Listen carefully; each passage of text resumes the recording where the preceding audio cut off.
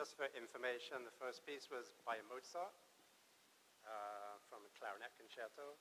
The second piece was Meditation by Jules Massenet. The third piece was On Wings, a song by Mendelssohn. And the fourth piece was taken from the Puccini opera about her father's daughter asking for the hand in marriage of her fiancé. Thank you.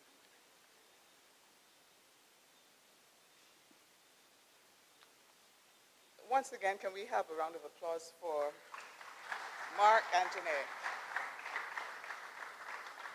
Thank you very much.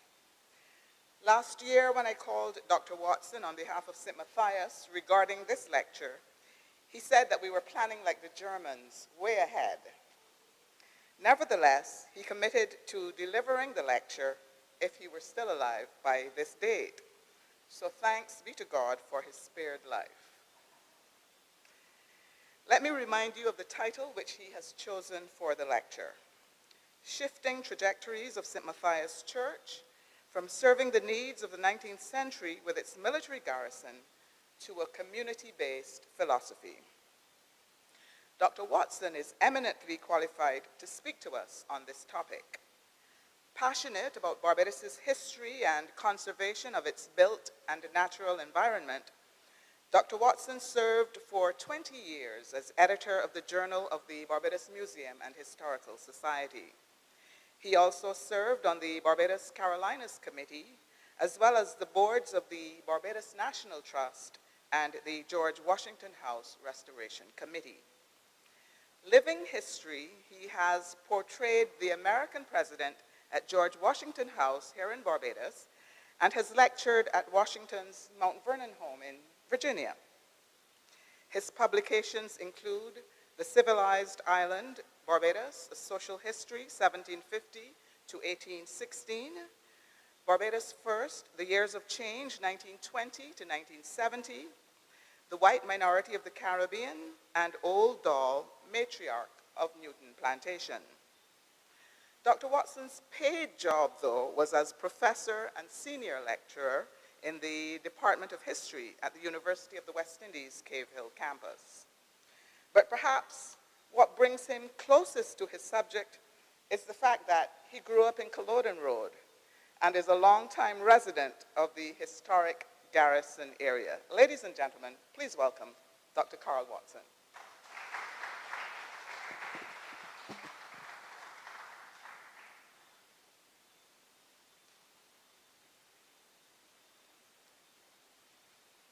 Thank you very much, ladies and gentlemen.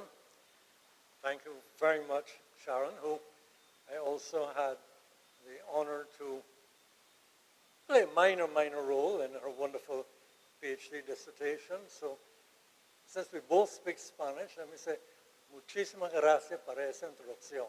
Te agradezco mucho. Well, one should never start with excuses or anything like that.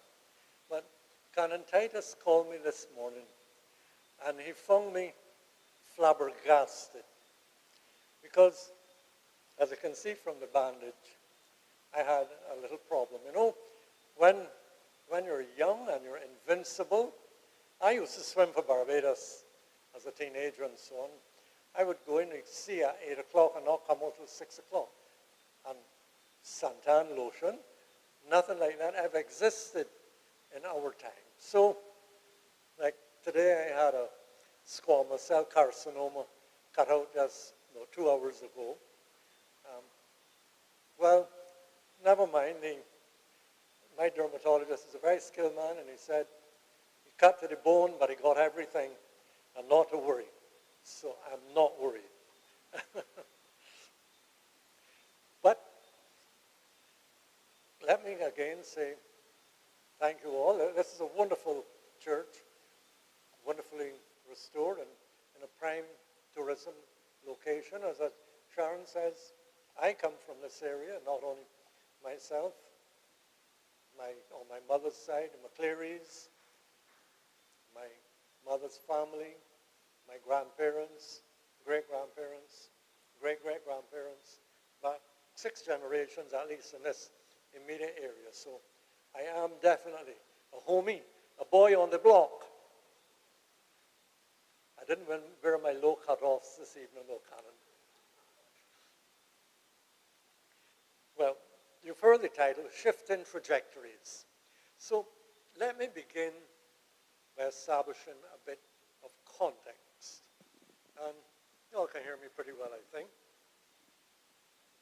If my voice fades, it's because of the mic, not me. Anyway, let me take us right back to the pre-emancipation period.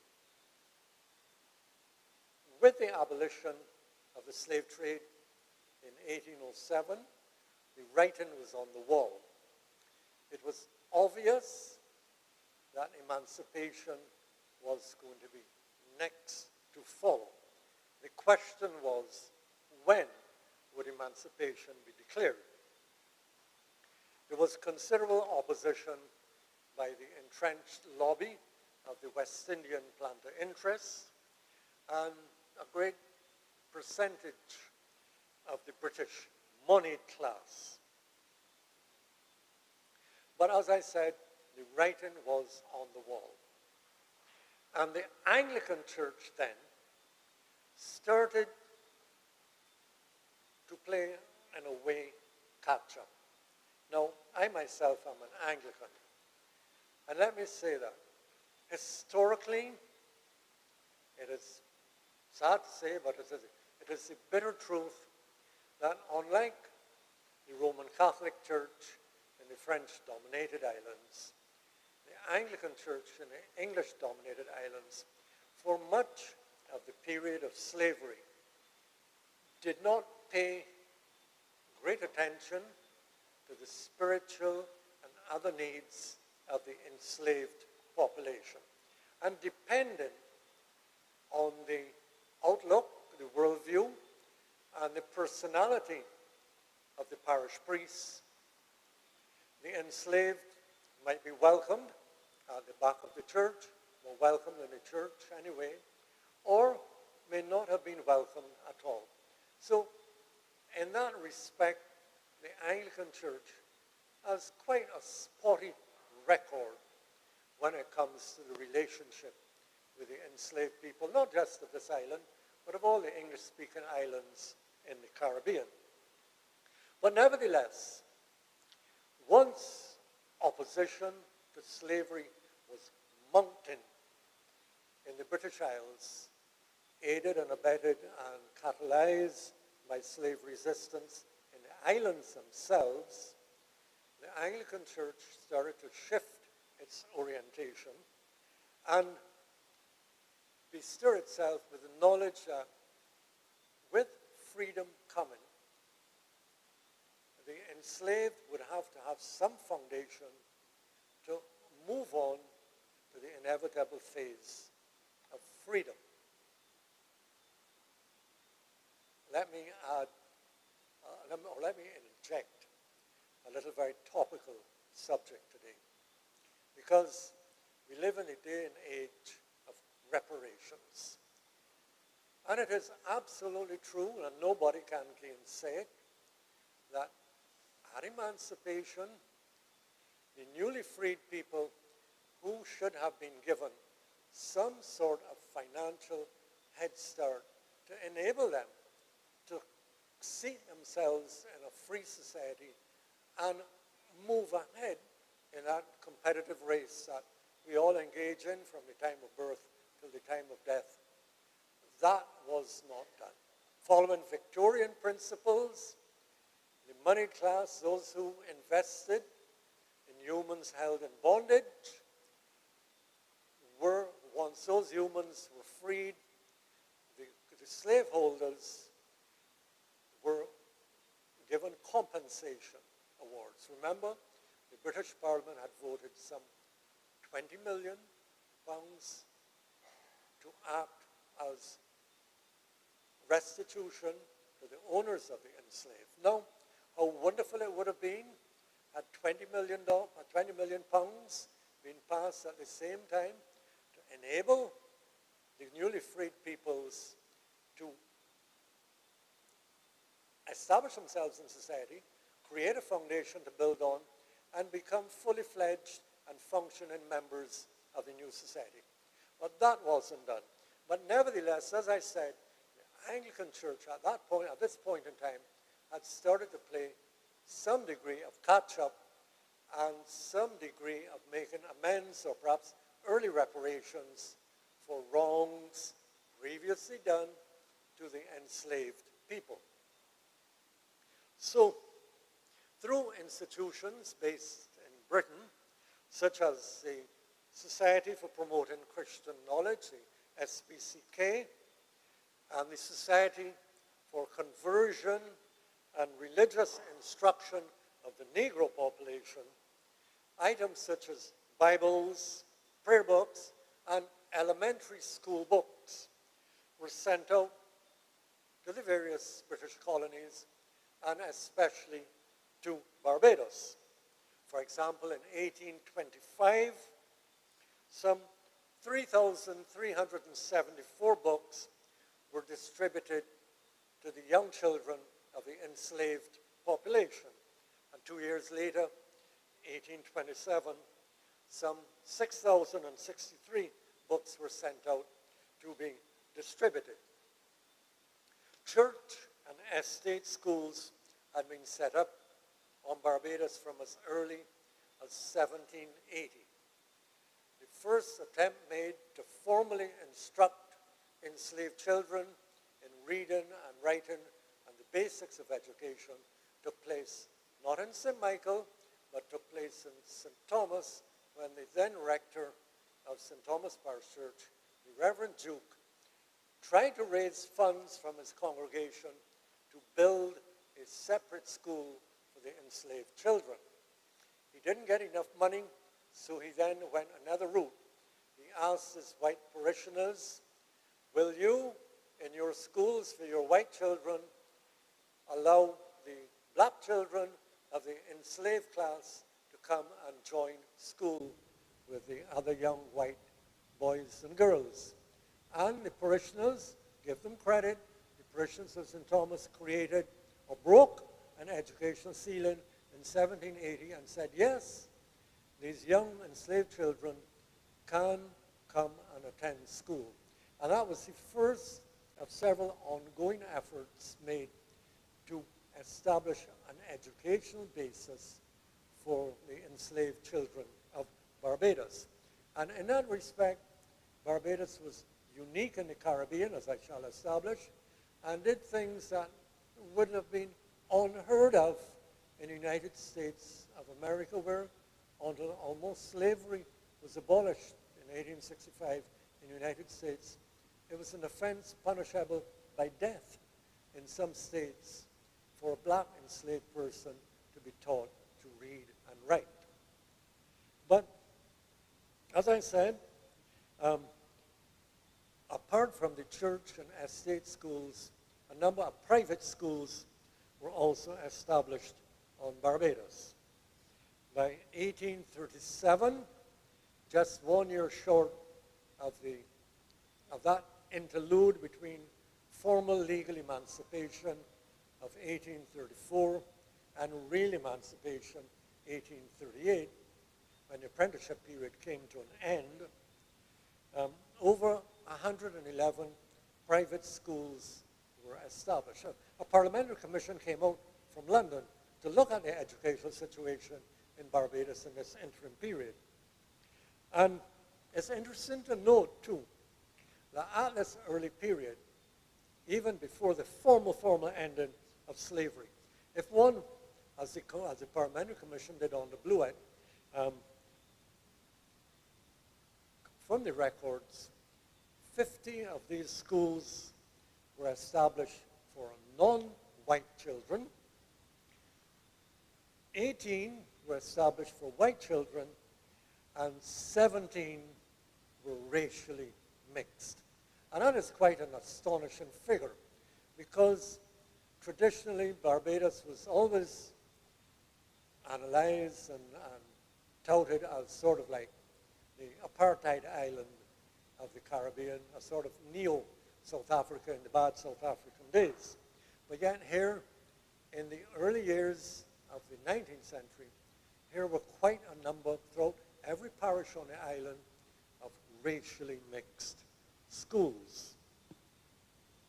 And by the 1840s, Barbados had more schools than the rest of the entire English-speaking Caribbean combined.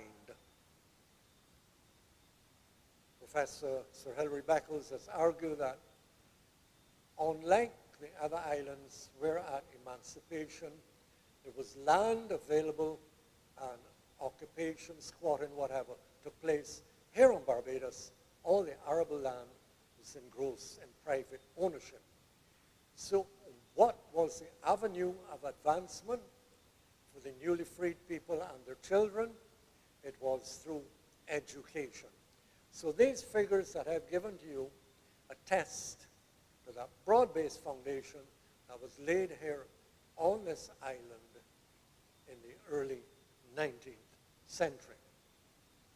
Now, let me introduce a key figure in the early independent Anglican history of Barbados, because remember, Barbados had, for much of its ecclesiastical history during the colonial period, had been administered from the bishopric of London.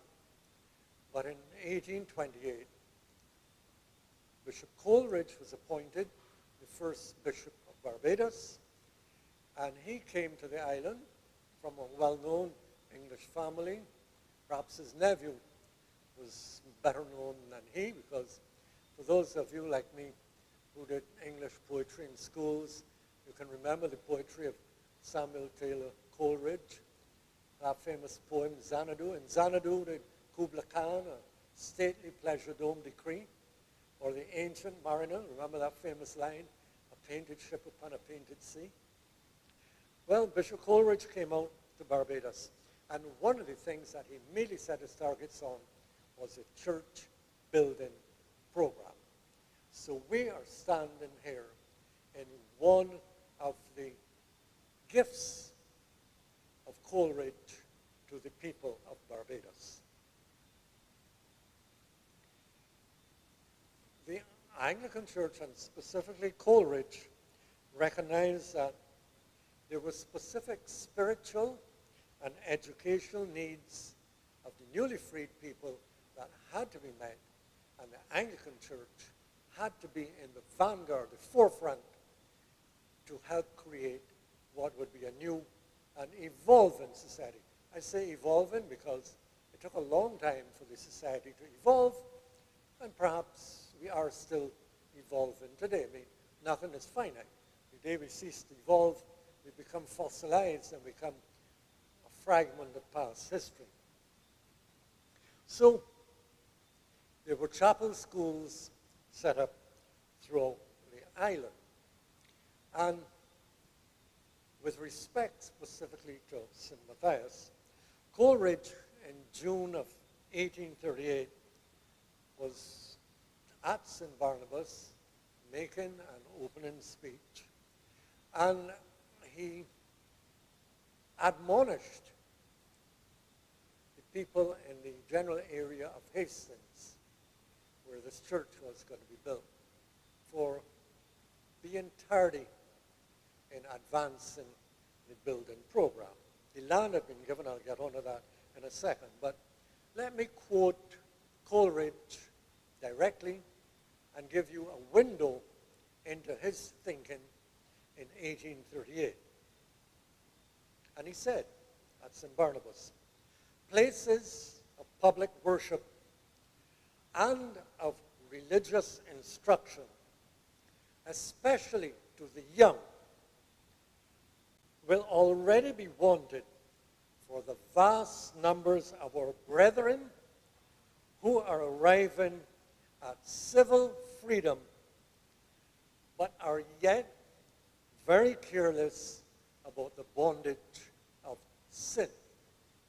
And this is a direct reference to a cultural fact, and something that is perhaps not well understood. I see people making all sorts of comments about it that are erroneous. So let me clarify something right now. Essentially, what Coleridge was talking about was elements of West African culture that were entrenched in the enslaved population.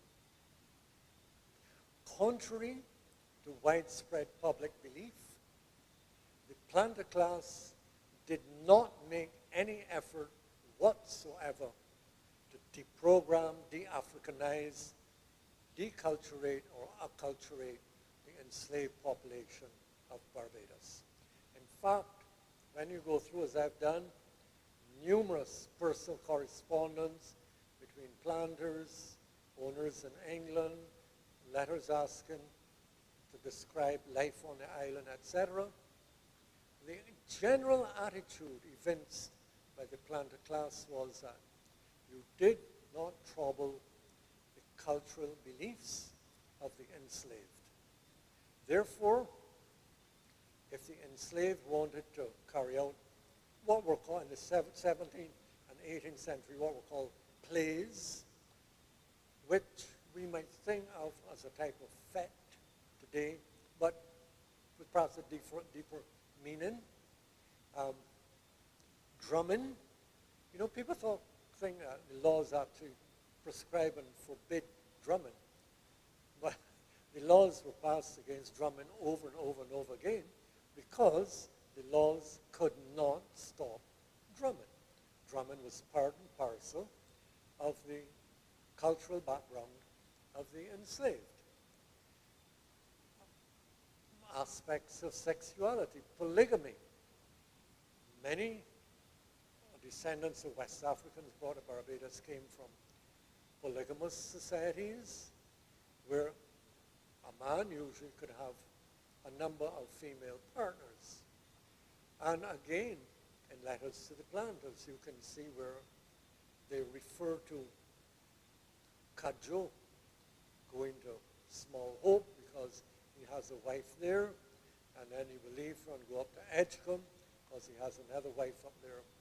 And aspects of because when slaves survived the Middle Passage, they might have been deprived of material possessions, but they were not deprived of what was in their minds, what was in their brains. You couldn't suck culture out of them. And culture is something that is transgenerational. It is passed on from one generation to another. So this is what was done. And as I said, for the planter class, the work ethic was enhanced if you did not interfere with the cultural beliefs of the enslaved. But with emancipation and with the advent of the Anglican Church in the vanguard of creating a new social group who are freed people who have to be brought into Christian, Victorian-based society. That's why I get back to this idea of the bondage of sin. The newly enslaved people have to be freed of the bondage of sin. And so the church started this active program, or deep programming, or trying to eradicate wherever possible any vestige of African culture, African-based culture. So it was not the planter class that did this. It was the Anglican Church in the belief that they were creating new citizens in a new world where specific beliefs that were quote-unquote uncivilized had no place in what was essentially a Creole society. Remember that demographically, Barbados was vastly different to all of the other English-speaking West Indian of our population. Was minimal at emancipation. It was slightly less than 5% who had been born in Africa. 95% were 3- and 4th-generation Barbadian born. This had many ramifications, like, for example, the ending of the slave trade. It is not widely known that the only island that actually supported the act and gave instructions to the agent in England not to do anything at all to oppose the ending of the act abolishing the slave trade was Barbados. All the other islands screamed and shouted, if you stop bringing slaves, African slaves to the islands, we'll starve, we'll have nobody to work our plantations. Barbados, not for moral reasons, but for economic reasons, wanted to deprive the newly acquired colonies, Guyana, Trinidad, of access to labor. Barbados had this huge Creole-born population. By 1750, the slave trade had ceased to be of any significance whatsoever to Barbados. So, let me get on now to the real meat of the talk, St. Matthias Parish Church. Reverend Reese, in his diocesan history, gives us some interesting details about the foundation of the church, etc. The clerk of the House of Assembly in 1836, a man by the name of John Mears, he owned a fair amount of land around here, and he gave 3/4 of an acre of land for the construction of a church. In the papers of the diocese, there is the surveyed plat of the land, which was done 21st of May, 1836. And the following year, in 1837, a contract was drawn up between the Reverend C.C. Gill, who was then the rector of Christ Church, Parish Church, and John Mears for the building of St. Matthias Church. An agreed amount was, for the day, the huge sum of £3,250. I didn't have time to do the calculation, but that must have been about $20 million or more calculated in today's prices. And again, bear in mind that compared to the other chapel churches, which costs on average between 700 and 800 pounds to build, St. Matthias, the initial cost was 3,250. But by 1841, there was some issues, some trouble. The pace of building slowed down, and a disagreement came between Reverend Gill and Mears, and Gill, through the church, bought out Mears by paying him an additional £1,000. So in essence, St. Matthias costs £4,250. So add on another couple of $1 million to my estimated many millions to tell you how much this church costs back in the middle of the 18th century.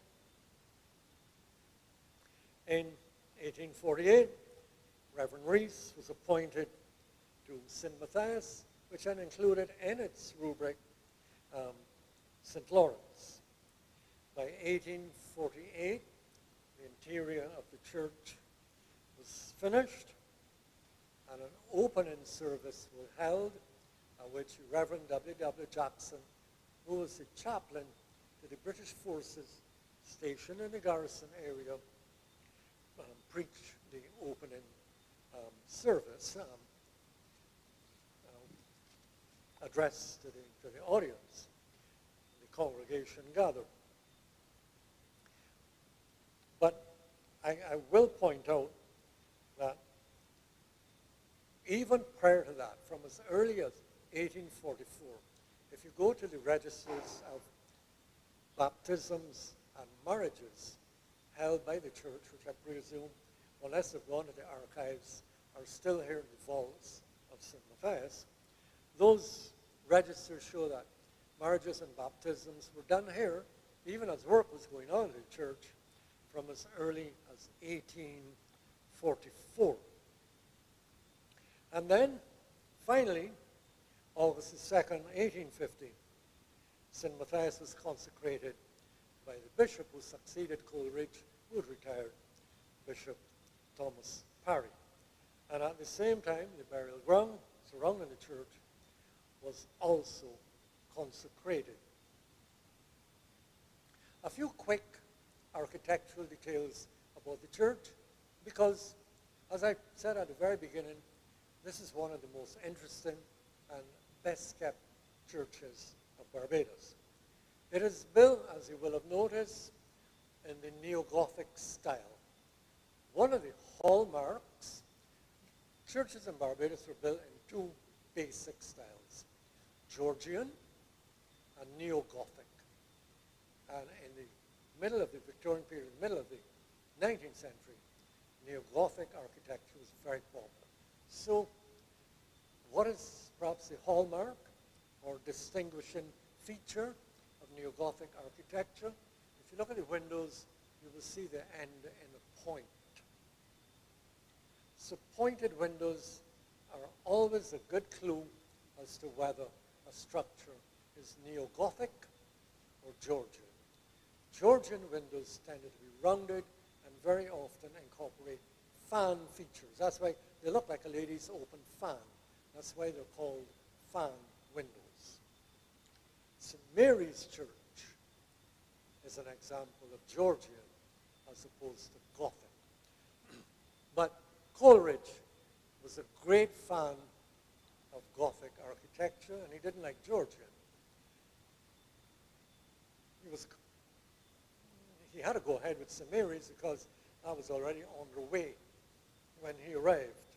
And as an aside, of the 32 churches and chapels Coleridge built in a short period of time, he had a misfortune, but to show you the quality of the man. We had what would have been a Category 5 hurricane here in 1831.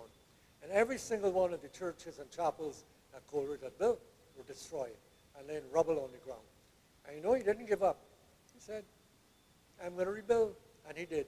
And they were all rebuilt, and they all stand today. Again, testimony to the building zeal of Bishop Coleridge. So, externally, the church is marked with buttresses. Again, buttresses are there for support reasons, but also decorative. If you look at any of the Gothic cathedrals of Britain or Europe, you will see what are called fly-in buttresses, which extend far out and give a visual aesthetic appeal in addition to playing the function of strengthening and supporting walls. And at the entrance, if you notice when you come in, the tower is crenellated. That means it has like little fake battlements at the top with, again, lancet windows, like these pointed lancet windows, again, another feature of neo-Gothic architecture on a solid buttressed porch. As I pointed out, this church is both more elaborate and costs much more than other comparable chapels of ease. And that may be related to a proposal flown in the House Assembly in 1850, which called for Christ Church to be divided into two parishes. And the plan was that St.Matthias would become the parish church of the new parish of, I suppose it would be, I don't know what they would call it, but like, it would have been Christ Church West divided from Christ Church East, whatever. But that did not happen. What do we know about the early church? There is a wonderful daguerreotype that was taken in January of 1853, just 3 years after the formal consecration of the church. And it's taken in Belgium parlance below, the below side, so going to the west, and it shows the church in largely open fields, no buildings around except for a few small wooden houses. A wonderful old photograph. Additions were made to the church over time. Behind me, not illustrated, but if you come early on the morning when the sun is shining through this beautiful stained glass window. This, as you can see, has 3 sections or 3 lights. And you have to the north, Christ, the light of the world. In the center, Christ blessing the little children with the inscription, "Suffer little children to come unto me." Southerly window is to Christ, the Good Shepherd. These were given by a Mrs.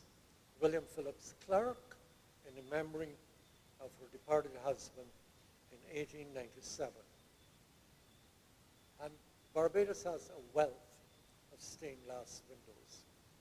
And if you're interested in stained glass, this is beautiful, but if you really want to see top of the line, a church almost completely made of stained glass windows, go to All Saints Parish Church. Mr. Skeet, Michael Skeet from Mount Brevita, who knows a lot about stained glass, has told me that those are the best stained glass windows in the entire region. And if you go in daylight, that red, purple light suffuses the entire church as on a morning. The rays of the rising sun will light up the various portrayals of Christ. And this was done by a firm called Robley and Company and shipped out from London. The marble font, which was given in 1866, baptismal font, also has the inscription, "Suffer little children to come unto me." It was given, the records say, in memory of a small child, while the donor wanted to remain anonymous. So we have no idea who gave it. The lectern was given by the Hardin sisters, and the altar rails, also given by them. In 1946, new choir stalls and a priestess were put in place. This is just at the end of World War II. And the choir stalls were given by the congregation of St. Matthias as thanksgiving for the victory of the Allied forces in World War II.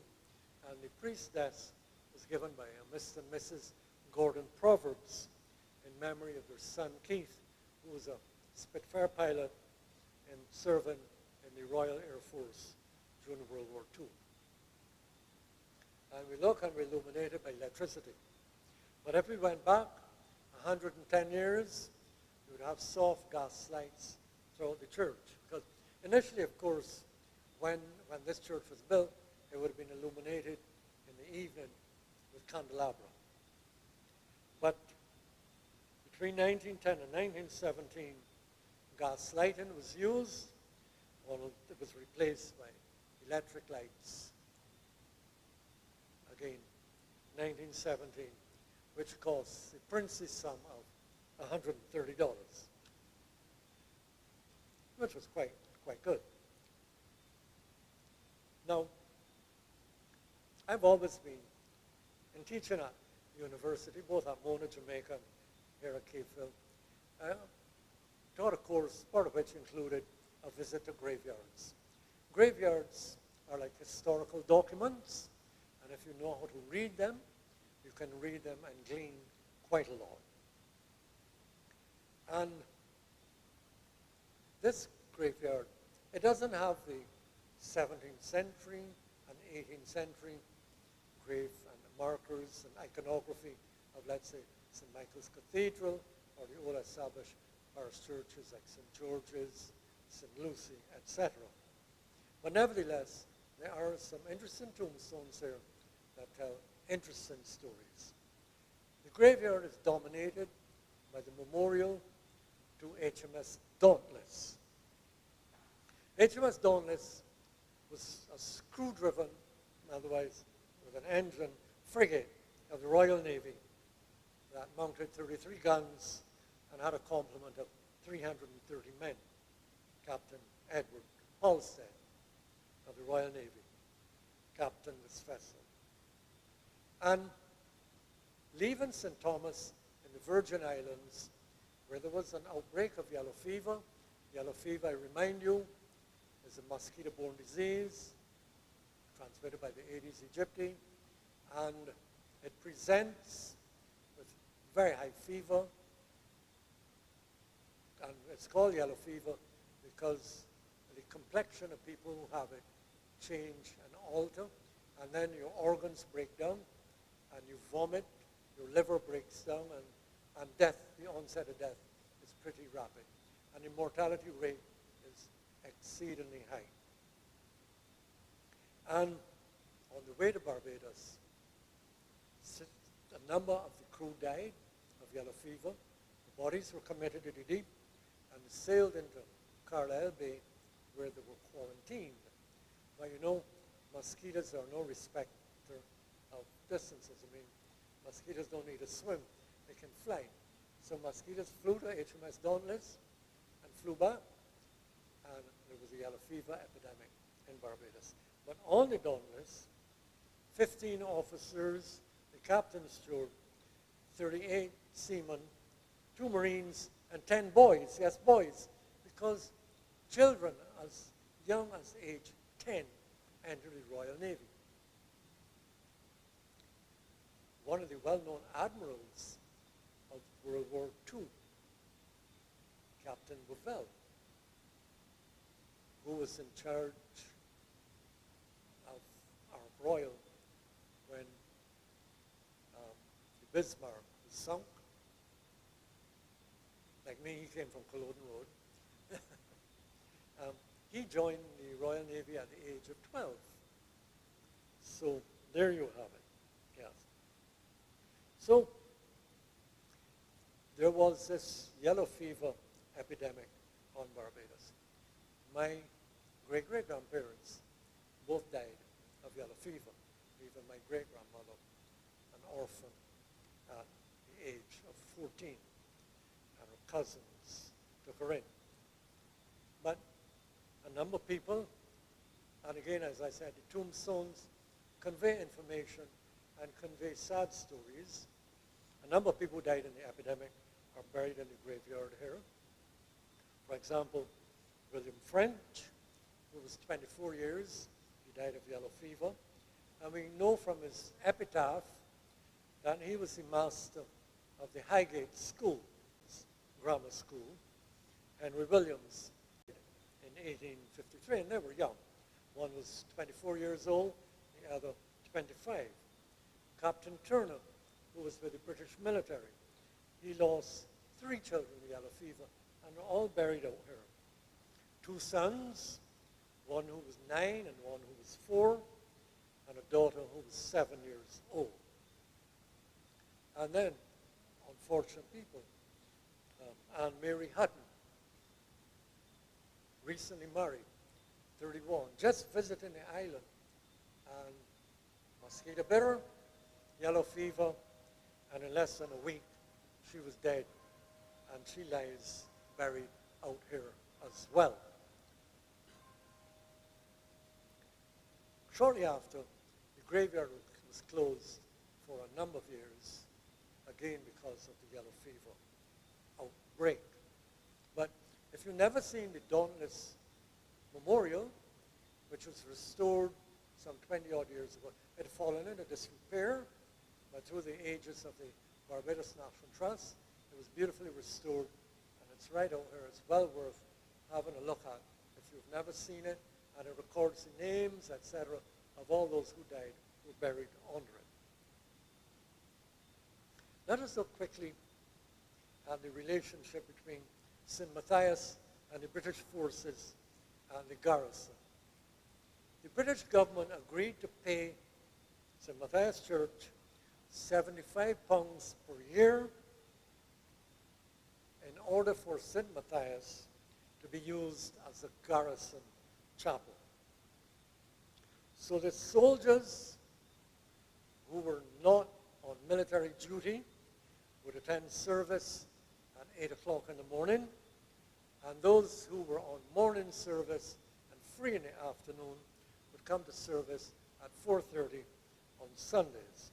First service was conducted by the chaplain of the forces, and the afternoon service was conducted by the priest in charge of St. Matthias at the time. The parishioners, the rank and file parishioners, attended church at 11 a.m. and 7 p.m. So you see, the church had to be lit, and there would have been candelabra hanging, I'm sure, from the ceiling, and maybe candelabra from the sides as well to illuminate the church. But let us not forget that apart from St. Matthias, other churches in the Bridgetown area also cater to the spiritual needs of the British military forces. St. Paul's Church is one, St. Michael's Cathedral, and for the Roman Catholic, many Irish were in the British military, and it wasn't until the middle of the 19th century that Barbados allowed a formal Roman Catholic church to be established to meet the needs of the many Roman Catholic soldiers in the British forces here and the few Roman Catholics on the island. Remember, since the time of separation, the Anglican Church and the Roman Catholic Church have been at odds and sometimes open warfare with each other. You have to just go back to English history and read up the sad stories of church and martyrdom during the reigns of Elizabeth I, Mary, Henry, etc. So, what is also not known, because it doesn't exist today, is that the chapel was constructed. If you drive around the Garrison Main Road, just as you pass Savannah Lodge, in there was a pretty large chapel.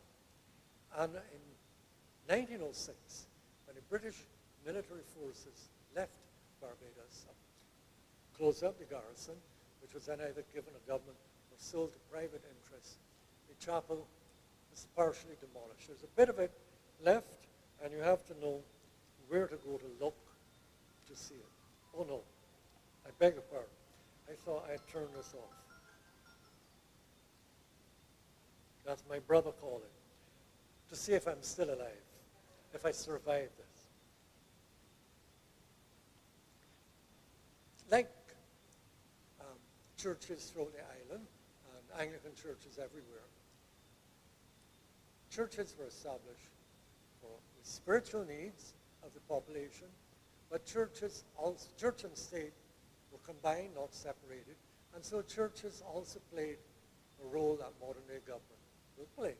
So through the vestry system, or through specific church committees, needs of the parishioners and the people of the surrounding areas would be met. So, with emancipation, there was considerable poverty in this area. And as I said, the immediate surroundings of St. Matthias were empty. But I live in Dolphin Court. My backyard wall is the old garrison wall. Every time I fork up, I find musket balls or some aspects of the British military occupation. Sentries would walk along there. But in the back is King's Village. And that village sprung up to service the needs, which were varied, of the British military garrison. The garrison itself was controlled by operational gates, and you could walk through, because again, I was 7 when my great-grandmother died. She was 97, but she talked about as a child, walking through the garrison, and you would come, a sentry would stop you, ask you your business, and she would say, well, she was going to visit an aunt who lived here in Hastings Track, because Hastings was just a sandy track, and most of it was open to the sea, but there were 1 or 2 houses along here, and she had an aunt who lived there, so she would be coming to visit her. This is going back to the 1870s. Huh? And so there was poverty in the area, and the needs of the poor had to be attended to. Through a Christian donation, a stone structure, which would have been perhaps about a quarter of a mile from here, a couple of 100 yards, called the Poorhouse, was set up. That was on the corner of what is today New Barracks Road and September Square. That was given by a Mr. Dallas for use of the indigent, the poor of the St. Matthias area, although poor people came, because the records say that people came from as far afield as St. Peter. And up to Janet of 1955, there were still as many as a dozen people who were housed in the poorhouse. But after Janet, the poorhouse was damaged. Most of the, again, I was a child when Janet struck, and we lived in a chattel house on Culloden Road, and we thought the house was going to blow down. My father, before the hurricane, had thrown a big rope over the gable roof of the front house and staked it down and tied it down. And it was running during the hurricane from one side to the other to open up the windows to equalize the air pressure inside. But the house was rocking, and it seemed like it was going to be rocked off its foundations. So we were all gathered up, put on the gallery, told to hold on while the wind was blowing strong. And then, about a lull in the wind, there were 7 of us. A few would run across the road to Mr. Birch's garage on the other side, and men were by the door open up and waiting to hold one of my sisters, Joan. And the wind caught her and blew her up in the air, and a man ran off and grabbed her, otherwise she would have blown her in and would have died. And anyway, so we all went in. About 40-something people were sheltering in the church, and lo and behold, in the middle of Janet, you heard a crack, crunch, and I still remember this today. The sound that iron makes when it's being ripped apart. It's a horrible, horrible sound. And the roof collapsed. And the 40-something of us managed to push into a little adjoining office, like sardines crammed in there. And that's where we saw out Janet, because had we remained, fallen timber, etc., would probably have killed us all. So, yes, the south of the island was badly damaged during Janet, which went by as a Category 2 hurricane just to the south of Barbados. So the northeastern quadrant, which is always the strongest and worst part of a hurricane, affected. Thousands of houses were destroyed in Christchurch, St. Philip, St. Michael, etc.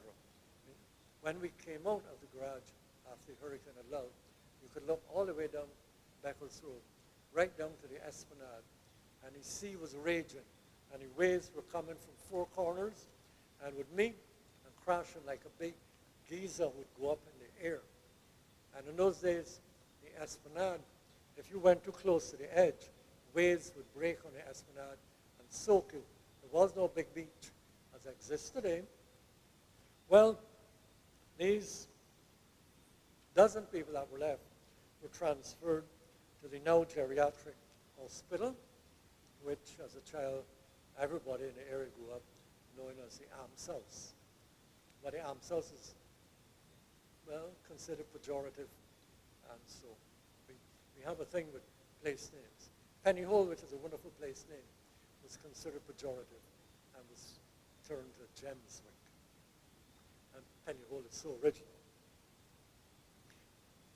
But apart from aspects of poverty, education through Sunday school, etc., the church also had to be involved in community outreach. Now this would be done through home ministrations of the priests in charge, etc.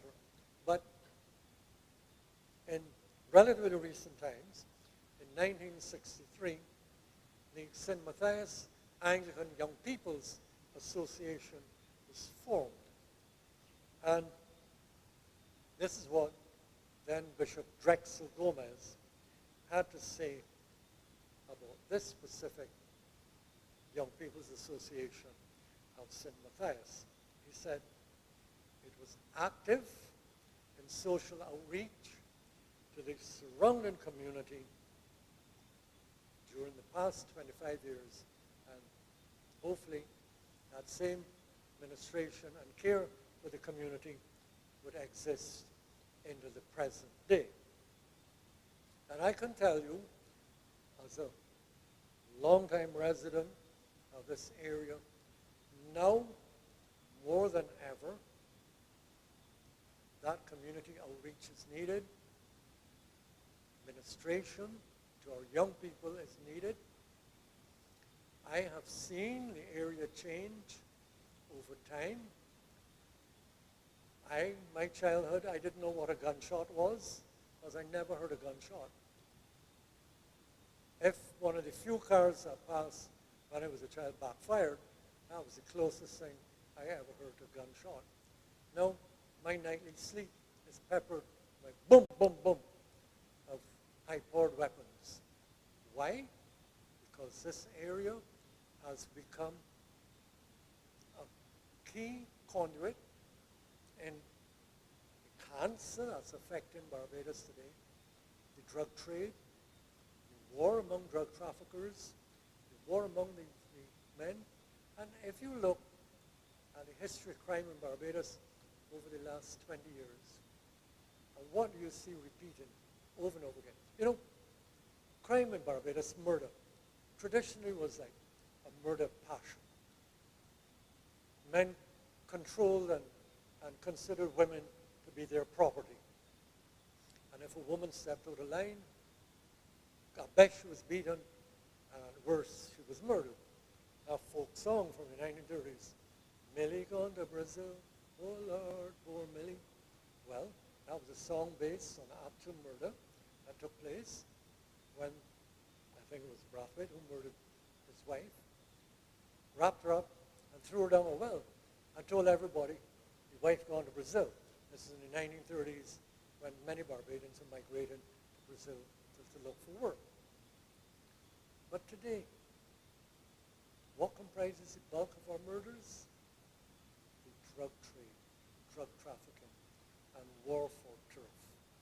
So, if you look at the statistics, our young black males are killing other young black males at an unprecedented rate. And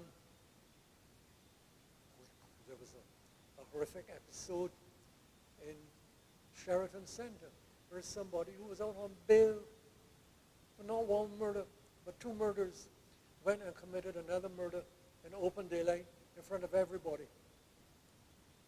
We had the most recent shocking case of the skeleton found in a vehicle, burned out, body burnt, just a skeleton, who it turns out was a member of the Barbados Coast Guard. And three young men in their 20s held accused of the murder of that individual. And on it goes. And so, it is that cancer. The church alone can't do it, but the church has to play a leading role in it. And young people, like the young people of the St.Matthias Anglican Young People's Association, have to be recruited, because people of my age, you know, if I walk on the road, people look at me and say, Dads, what happening? You come home, why you don't stop home? Well, yes, I'm of that age group. So my words go in one ear and come out through the next. But I think young people have the authority and the ability to empathize and perhaps get that message across. There's no quick fix solution. Our islands, every one of them, are plagued by this horrific cancer. And in some islands, it's far worse than others. I lived in Jamaica for 11 years, and I can tell you, I personally have experienced near-death situations in Jamaica. It's not fun being tied up to a chair and having somebody put a gun to your head and pull the trigger and play Russian roulette with you and laugh when you wince, because the trigger clicks and you realize that your brains have not been blown out. So I would conclude, because you all have been a very attentive audience, and now the anesthetic is starting to wear away, and you have to dig deep down to the bone to get at everything. So it's starting to be a bit painful now. But on that note, when I should be ending on an epiphany of joy in this beautiful place, I'm ending on a depressing note. But I would remind you all that after the storm comes the calm and the bright dawn and the new sun welcoming the new day. So together we can. If together we can rid this island of the scourge of drug consumption and drug merchandising and drug trafficking and the drug wars that accompany it, we would have gone a long way to reestablishing the harmony that I knew as a child and the community responsibility that I knew as a child. When, if I was walking down the road and I was thirsty, I could go to any window and get a glass of water, or a coconut would be cut and given me some coconut water. If you needed a breadfruit, and your neighbor 2 houses down had a tree that was bearing, you could go and get a breadfruit. Dunks were never sold. Akis, anybody had an aki tree, you could pick the akis, and people gave. We have lost that giving aspect. Not all of it, but we've lost a great deal of it. Materialism and greed has taken over. So, to the priesthood, I would throw this challenge. Okay. Get back to the community, engage the young, and work with your congregations and your young people to reestablish the love in a society which has seen much of its love dissipate and disappear. And again, thank you all very much for being such a welcoming and bearing audience. I actually only intended to speak for half an hour. But somebody told me I'm a cross between Fidel Castro and Farrakhan. And both of those gentlemen could speak a whole night without stopping. Tú estás riendo, ¿verdad que sí, no?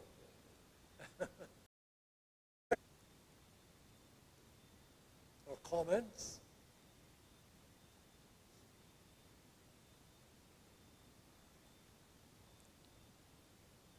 Well, and let me say thanks for that wonderful musical interlude. I really enjoyed it. I love Mendelssohn, Chopin. I'm a great fan of classical music. So both the flautist and the pianist, wonderful job. Well done. Thank you. Dr. Watson, I am fascinated. Thank you very much for that very challenging and stimulating address on the historical aspects of St. Matthias. You started by laying the groundwork with the educational system. And in the early days, the church and the schools were very much linked. Do you think that there is still room for a close relationship between the church and the educational system? To some degree, yes. I mean, the whole concept of education is changing, being challenged. The COVID outbreak has created a whole new ball game in respect of education, and high tech is taken over. But I would go back to the point I made about engaging the youth. And the traditional role of the church has always been an educational role, so I see no need for the church to abdicate that responsibility, which is a very serious one, but to do it in conjunction with the formal education system. You know, with the separation of church and state, the state said, look, education belongs to us because education is so important. But the church, from the sermon, Sunday school, whatever, does have a role to play in education and should continue to play that role, a very important role. Yes.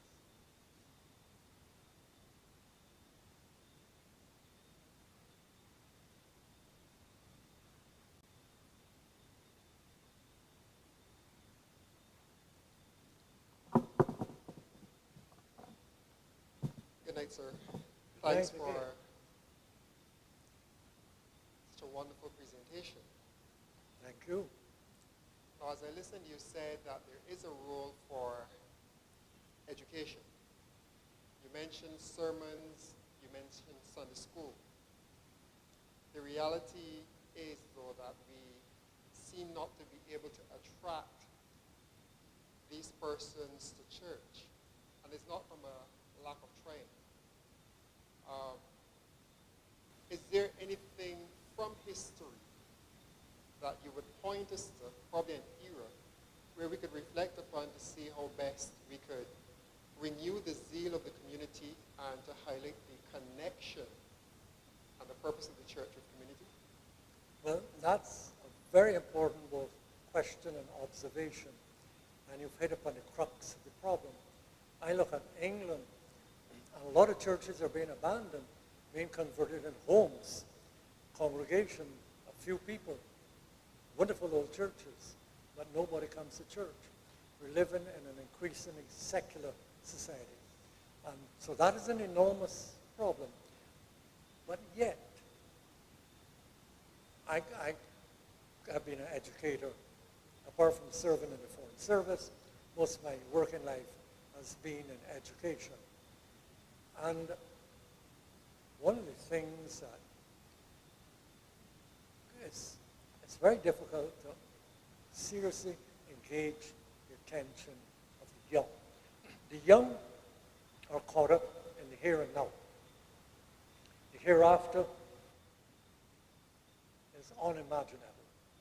I made a reference to my concept of my invincibility when I was a young man swimming an entire day in the sea. Not when I one day I'd come down with skin cancer. Well, so that is a big issue. But yet, the non-traditional churches, and my area of speciality in history is Brazil. In Brazil, the Roman Catholic Church, which is the old church, is fading. And what are the new churches now taking over? Like a Firestone? The American-style churches with its elaborate Hollywood-style presentations, charismatic preachers, a lot of style. That's perhaps maybe too critical, but it's almost like theater. So it's not sincerity, but it's gloss. It's like something borrowed from Hollywood. But it captures the minds of people, particularly the young, and they feel that this type of service addresses their needs, their wants. And so I've heard my students over time refer to traditional Anglican services as being sort of too dyed in the wool, too staid, too caught up in tradition, too rooted in the past, and not having moved on with the times. But so this is a young perspective. And perhaps I'm the wrong age group to ask that question, because by my nature, I am a traditionalist. I love the old Anglican hymns. I love them. But young people find them boring. They want up-tempo music, new hymns written to calypso or soca, I don't know, pop or somebody coming in and, chanting or drumming or whatever. But this is my interpretation of the reaction of the young to present day Anglican churches, that it doesn't have anything to offer them because it's too rooted in the past that they consider irrelevant, and they're looking forward to a shiny, bright new future. And how do you bridge that gap? I don't know. I wish I had an answer. I I would give it to you right now, but I do not know. And I am sorry to admit that. I'm going to coin a phrase from Rex Nettleford, which he used in 2000 at the Congress that we had, the first Anglican Congress. And he spoke of our act of worship being sacred theater. As you know, we are very steeped in ritual action or ceremonials. Yes, which I enjoy personally. Is there anything that we can do to these ceremonials to make our worship more appealing to our younger folk? I'm asking your opinion. All right, well, let me, I may be given too much of a convoluted answer, but let me use comparison as a basis. You talked about tradition. And yes, tradition is an important aspect of worship and has been for millennia. But look, for example, at something like the spiritual Baptist movement, which has captured a lot of people's attention. It is a mix of two avenues of culture. It's a syncretism, because it is. I watched a video the other day, and it was like a blessing of fruit and so on. And there was drumming, there was dancing, there was invocation, presentations, and in one aspect, very Afrocentric. But on the other hand, it was rooted in centuries-old tradition,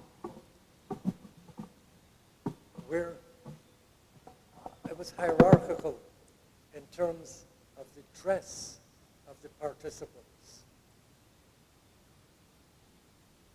And so they have succeeded in bridging tradition and the old with the new and the brave, and they've combined the two, as I said, created a syncretism.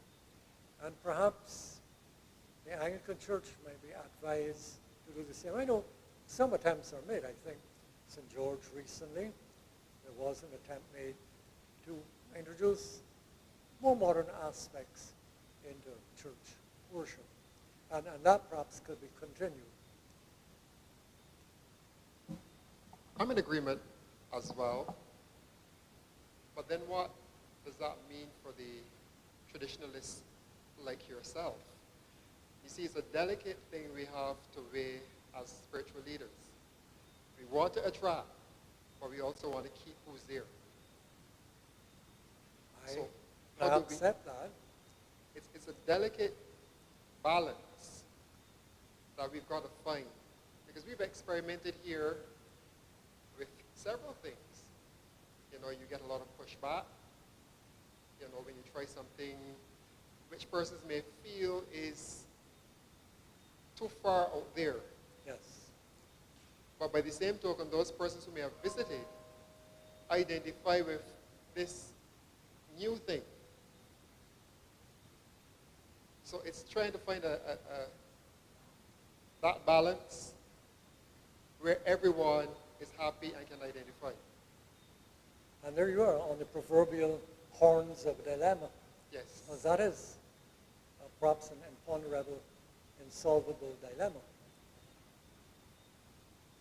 But change is part of life. If you don't change, you become a fossil. You become irrelevant. So, I mean, I'm in my 70s now, but my motto is still to learn something new or do something new every day. So within my predilection for the traditional, I am prepared to embrace some aspects of change. Now, I can only speak for myself. There are others who may be so dyed in the world traditionalists that they don't want to change at all. I mean, there's a movement in the Roman Catholic Church now to bring back Latin as the method of instruction in the church. So where is the real answer? And we here are having to embrace technology. This is the diocese. Because with the advent of COVID, like I'm certain there's a question coming from our online community to ask you at this time. Okay, it's coming from Laura Nichols. In what ways could the military contribute to the community in St. Matthias in these COVID-19 times and vice versa? That's the first one. Yes. Well, again, I was remiss in pointing out that St. Matthias is an important aspect of the Barbados military even today. So, and yes, the military are made up of young people. So that perhaps is fertile ground for an outreach program. You know, you can perhaps look at the military as a captive group, and if you get 20 adherents and they go and proselytize in the field, you know, like the old time Bible says, you sow the seed, and some will fall on fertile ground and bear fruit, others will fall on hard ground and perish and fall to nothing. But yes, no, it's an interesting and useful question. Yeah, the argument is predicated on the soldier not being affiliated with any denomination. However, being the senior chaplain, I can tell you most of them are affiliated in some way. We even have Islam in the Barbados Defense Force. Yes. All right? So we have to think very carefully. There are those who are not affiliated and those who come to church parade because they are under orders. So Yes. there is that group we have to target and see how best we can reach those. So yeah, so being multi-denominational, it does pose a challenge where you wouldn't want somebody to get on Facebook or social media and say that the Anglican Church is privileged and what has happened to the other groups. Yes. You wouldn't want to open to that overt criticism. Yes. The second question here is, the Anglican Church was the agent responsible for trying to remove the African traditions from the slaves and not the plantocracy. Who then constituted the Anglican Church at that time? Yeah, again, that's a double-barreled question. But they planned a class where the economic arm of the church. It is true that, and the individual asking this question, I'm sure is quite aware that the bulk of the Anglican priests recruited to the priesthood did mostly come from the planter class. But once they became priests, their orientation differed. There were some priests, some Anglican priests in the 18th century who, yes, continued to own plantations and who were themselves slaveholders. Others were not. People like the one I referenced, Reverend Duke from St. Thomas.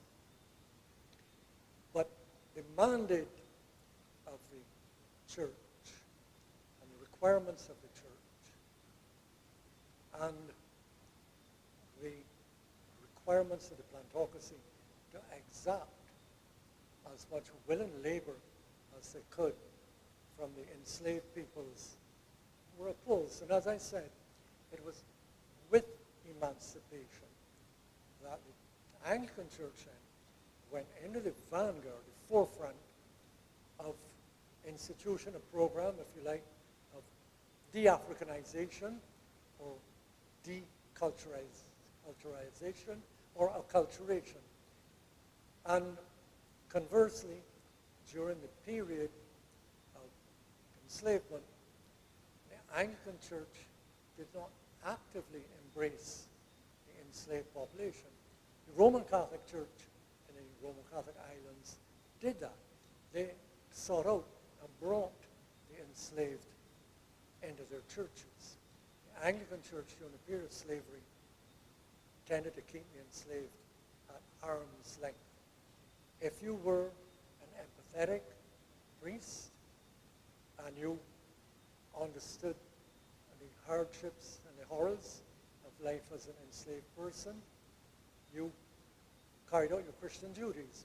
Others did not feel that way. And so some priests accepted and others rejected. But generally speaking, the church, the Anglican Church during slavery took a back seat.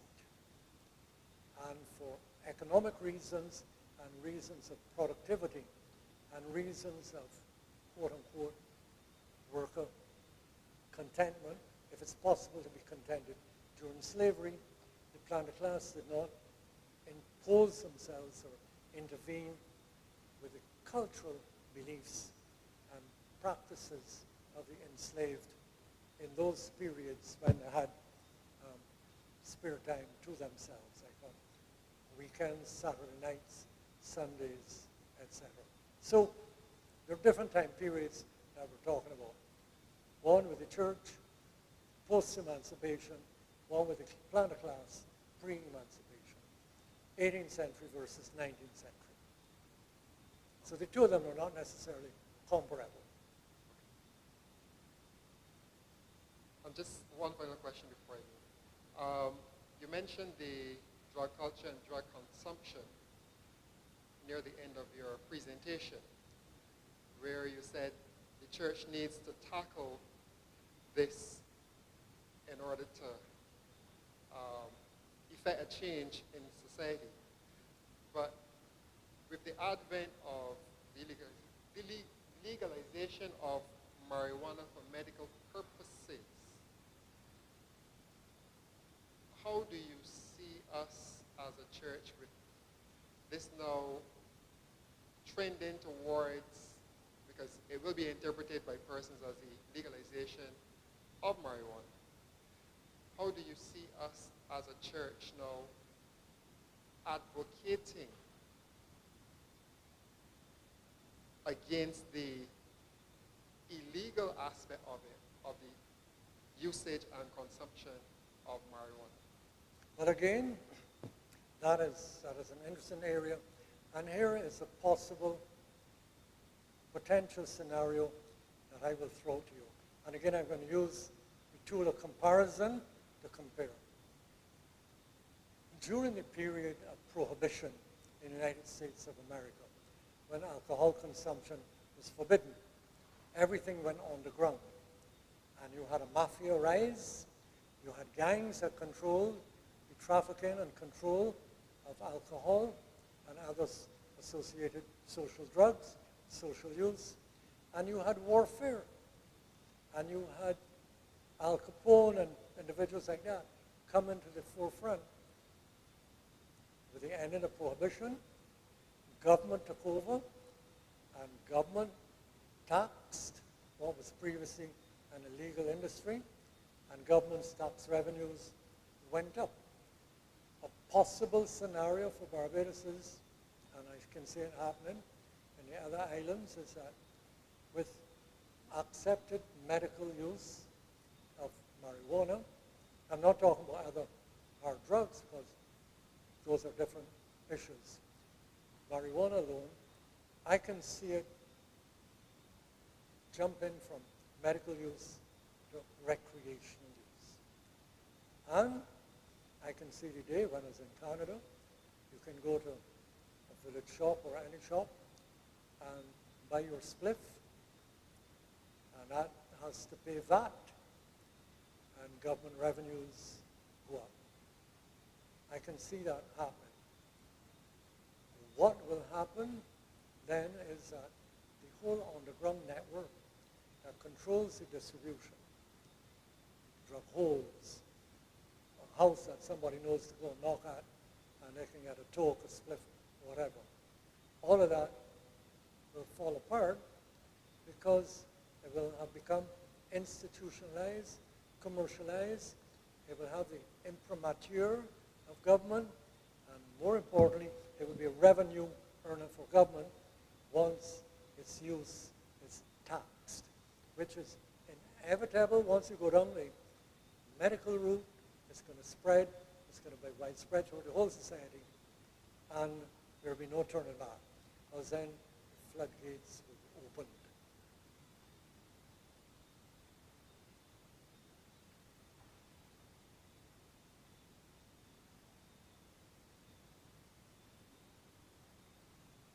Dr. Watson, you mentioned a number of people who died in the yellow fever epidemic. And presumably you will think of the cholera epidemic which also followed. But what role did the church play in any of this? What kind of a service did the church give in the case of the epidemics that took place in these 1850s? Yes, well, as I mentioned, they closed the graveyard here.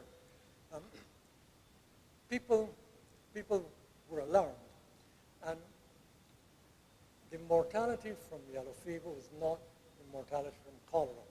Because cholera, 2 years later, from 1852, 2 years later in 1854, cholera took almost a quarter of our population. If people talk about the 7 deaths from COVID-19, a comparable number of deaths from COVID-19, if one compared the number of deaths from cholera, it would have been somewhere in the region, during a 3-month period, of about 75, 80,000 Barbadians dead. Can you imagine the panic if 80,000 Barbadians were to die in a 3-month period? People wouldn't know what to do. They couldn't react. They'd be stunned. Yes, so I can tell you more so because the records are not that clear on yellow fever. As I said, people who died continue to be buried in hallowed ground because the mortality was spread over time. But during cholera, the graveyards were filled to overflowing. And what the government of the day did then was to close the graveyards and open up mass burial pits over the entire island. Look, just up the Hastings Main Road, and I know exactly where it is, but I won't tell people because the owners of the property next to it wouldn't like me to become public, but a couple thousand people are buried there in that mass grave. And there were about 10 or 12 of them set up around the island. Because every week, thousands and thousands of people were dying. Whole families were dying. And again, a story from my great-grandmother, actually got from her people. Men with push carts would come down. Men with a push cart came down Hart's Gap. And I stopped at a particular house and called. No answer. One in there? No answer. So one of the men told the other one, going to look. And he came and showed, everybody in here dead. So they came and they took all the dead people out. From a little baby down to the matriarch, who was a pretty overweight woman. But they didn't have no banks in those days. And she went to her death. She'd converted all the liquid cash into rings and a couple gold chains and so on. So going down the road, going to the burial pit, her hand slipped down and hit the push cart. And one of the men looked and said, wait, well, she got enough rings when she hand over. And the other one said, well, yeah, we can't let her go on like that. We got to take them for ourselves.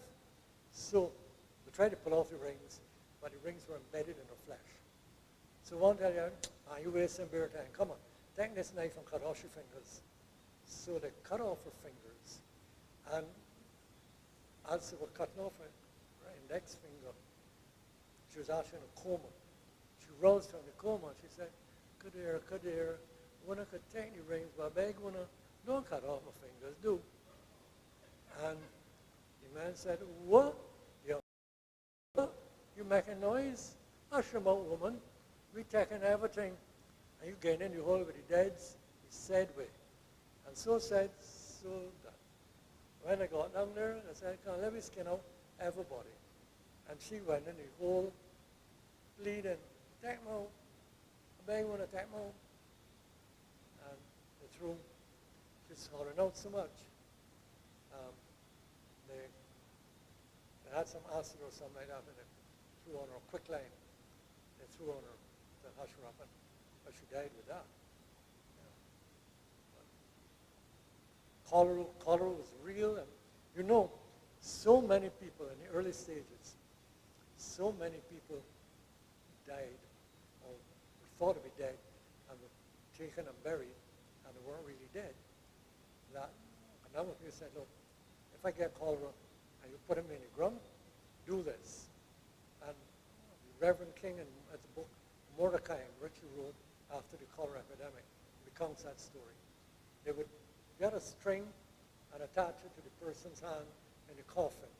And then the string would go up to the ground, and they'd put a like fork stick with a bell, and attach the string to the bell. And if somebody woke up in the night or the next day, and they realized that in the coffin in the ground, they would pull and pull and pull, and the bell jangling would alert, and they'd come and dig up the grave and release the person. So there you are.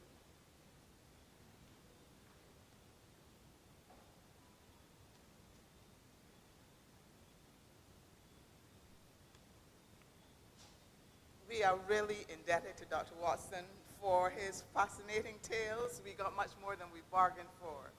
And equally as important, not only the presentation, but the fact that he was unwell, and he persisted, and he kept his commitment to St. Matthias. So let's please give a round of applause to goes to Church Warden Dr. Marquis Dowell, so I'm going to invite him to do that now.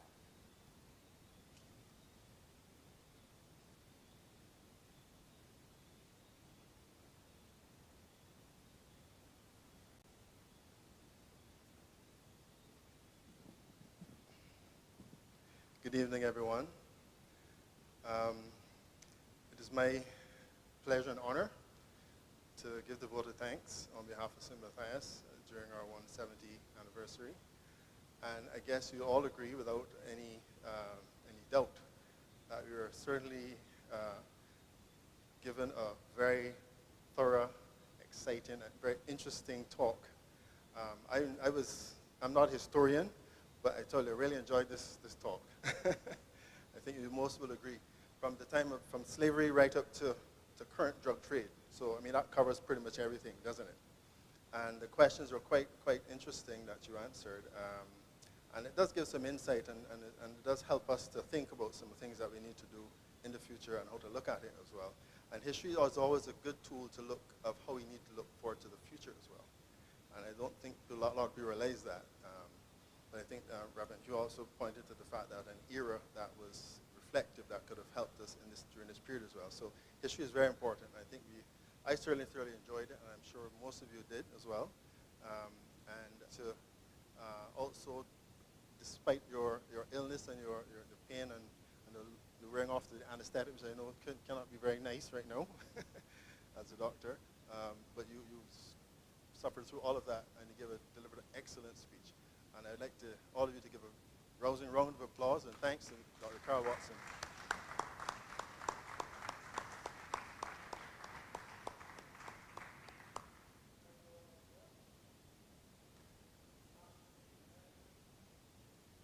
Welcome.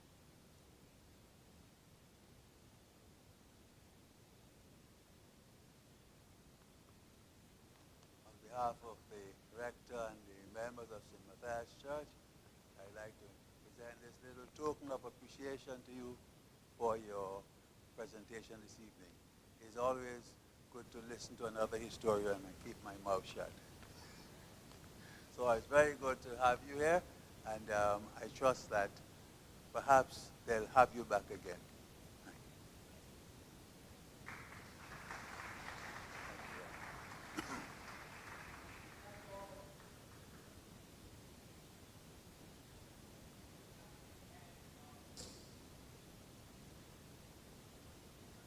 Of this evening's program, and to bid us safe passage home, I invite Reverend Hugh to say the closing prayer.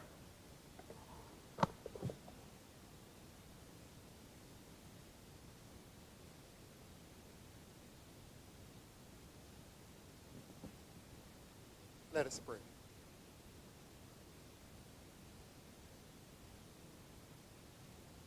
Gracious God, we give you thanks for this opportunity to gather here as we culminate and concluded our 170th anniversary celebrations. God, for Watson, for the knowledge shared and imparted, for the challenges laid down to us as a church. We pray, God, that as we reflect upon all that was shared here this evening, but guided by the Holy Spirit, now, dear Lord, place.